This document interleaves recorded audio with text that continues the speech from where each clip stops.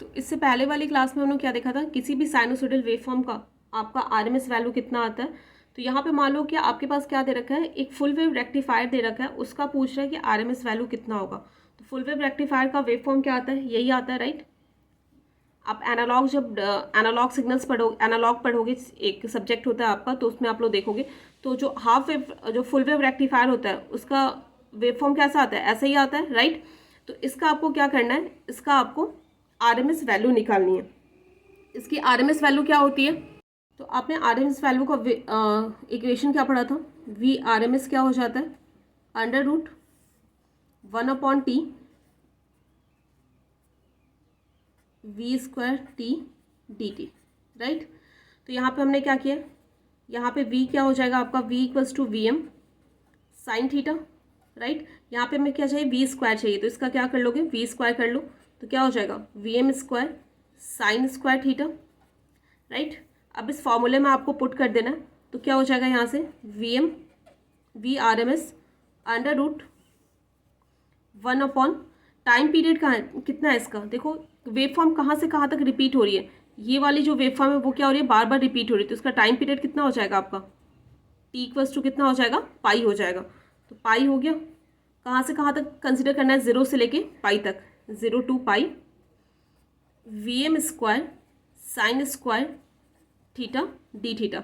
आपका basically time period क्या होता है, मैं फिर से बता दे रही हूँ कि जब वेव फॉर्म, जितने पार्ट का वेव फॉर्म आपको बार बार रिपीट दिखेगा, मान लो ये वाला जो वेव फॉर्म है, ये इतना पार्ट, क्या ये फिर से दिख रहा है, फिर से वहीं दिखेगा, तो ये यहाँ से यहाँ तक ये क्या हो जाता है, इसका टाइम पीरियड हो जाता है, ठीक है।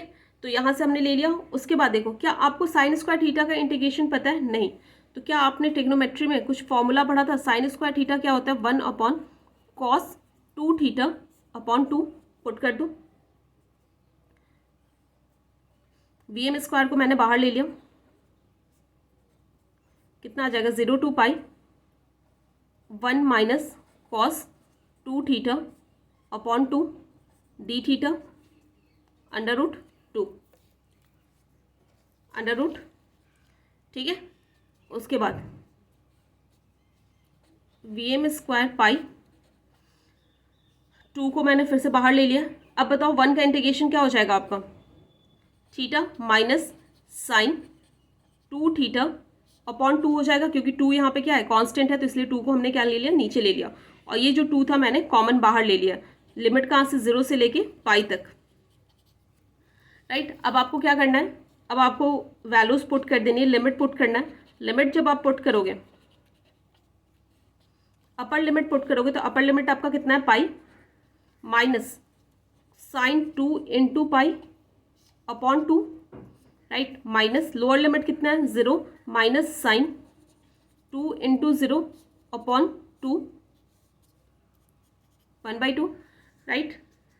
अब देखो Vm² 2 पाई, ये क्या हो जाएगा आपका, पाई माइनस साइन 2 पाई कितना होता है, 0 होता है, माइनस 0 प्लस ये कितना हो जाएगा आपका, 0 ही होगा, ठीक है। तो ये हो जाएगा 1/2।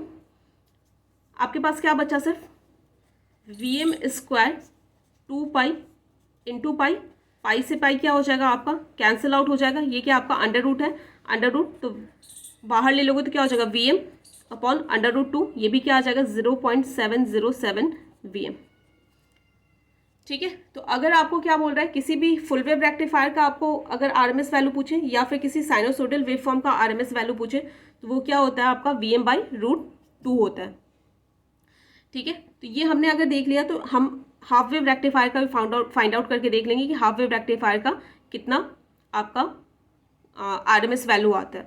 उसके बाद हम एक इसमें वो सीखेंगे, एक ट्रिक सीखेंगे। ट्रिक के थ्रू आप क्या कर सकते हो, किसी भी कैसा वेव फॉर्म दे रखा हो तो आप डायरेक्ट उसका आरएमएस वैल्यू निकाल सकते हो, ठीक है। अगर आपका न्यूमेरिकल वैल्यू पूछता है तो आपको डेरिवेशन करने की जरूरत नहीं। अगर आपको आरएमएस वैल्यू उसका नहीं पता है तो एक का सिर्फ आपको आरएमएस वैल्यू याद रखना होगा, उससे आप सारे वेव फॉर्म का आरएमएस वैल्यू निकाल सकते हो। तो वो हम लोग नेक्स्ट वीडियो लेक्चर में देखेंगे।